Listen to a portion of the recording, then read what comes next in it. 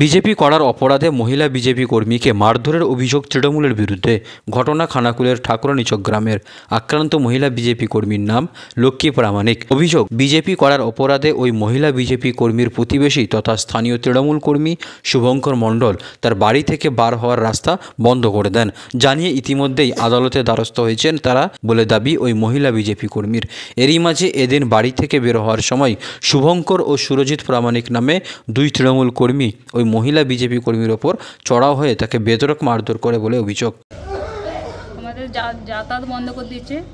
আমরা যখনই বলতে যাচ্ছি হুমকে আসছে, যেতে দেবে, বাড়িতে দেবে না। আমরা মাঝখানে আটকে থাকতে বলছি আমাদেরকে। কেন? আমার দিকে রাস্তা তৃণমূল শুভঙ্কর মণ্ডল তৃণমূল করে আমার দিকে সেই এতেই হুমকি দেখাচ্ছে। আমার দিকে বেড়াতে দেবে না, তাদের হয়ে থাকতে বলছে। আপনি কি কিছু পার্টি করেন? আপনি কি কিছু দল করেন?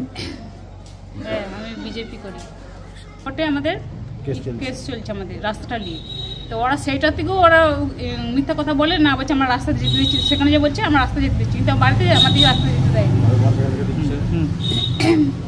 সেই কারণে আমি বলছি রাস্তায় যে গাড়িটা রেখেছি না, ভিডিও করতে গেছিল। হ্যাঁ, সে শুভঙ্কর মণ্ডল আমাদেরকে ফেলে দিয়ে, যে ভিডিও করছি বলে ফেলে দিয়ে এরকম চুলে ঝুঁটি ধরে এরকম কাপড় টাপড় এরপরে ছিঁড়ে ফেলে দিয়ে ফোন কাড়িয়ে নিয়েছে। মারধর করেছে। তোমার ঘুষি কান টান সব ছিল। আপনি কি এখন থানায় যাচ্ছেন? আপনারা থানায় যাব। আপনি কি বিজেপি করেন বলেই আপনাকে ওরা করছে? বিজেপি করি বলে এইটাই স্যার দেখাতে চাইছে। ঘটনার জেরে ওই মহিলা বিজেপি কর্মী বর্তমানে খানাকুল গ্রামীণ হাসপাতালে চিকিৎসাধীন। এদিকে ঘটনায় অবিলম্বে দোষীদের গ্রেপ্তারের দাবিতে খানাকুল থানায় অভিযোগ দায়ের করে বিজেপি। এই ঘটনার তীব্র নিন্দা জানিয়ে রীতিমতো সরব হয়েছেন খানাকুলের বিজেপি বিধায়ক সুশান্ত ঘোষ। যদিও এই বিষয় নিয়ে তৃণমূলের কোনো প্রতিক্রিয়া পাওয়া যায়নি। দেখুন, আমাদের মহিলা মোর্চার কার্যকর্তা লক্ষ্মী প্রামাণিক ও গত কয়েকদিন ধরেই তৃণমূলে হুমকির সম্মুখীন হচ্ছিল। বিশেষ করে তৃণমূল নেতার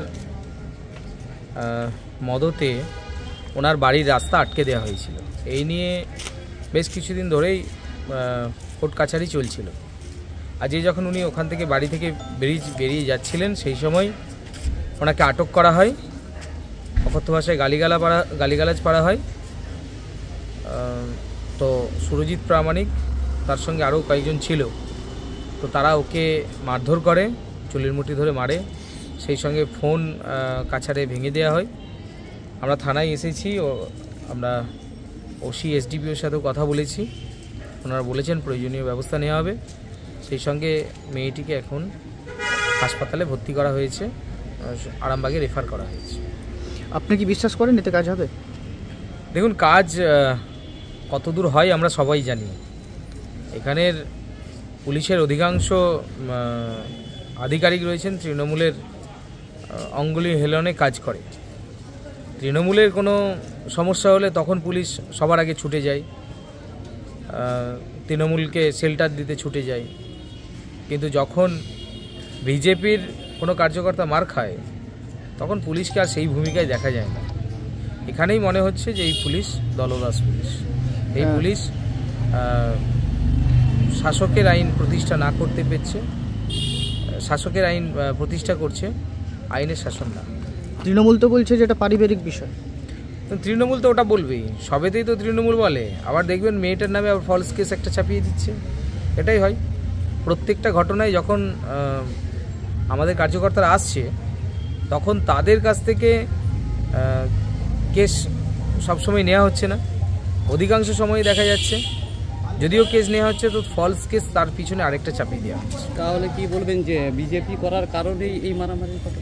হ্যাঁ, বিজেপি করার কারণেই তো এটা। তৃণমূল কংগ্রেস পায়ের তলা থেকে মাটি হারিয়েছে, তো তৃণমূল কংগ্রেস এখন সন্ত্রাসের পথ আবার বেছে নিচ্ছে। তো আমরাও রাস্তায় আছি, তৃণমূল কংগ্রেসকে এটাই বোঝাতে চাইছি।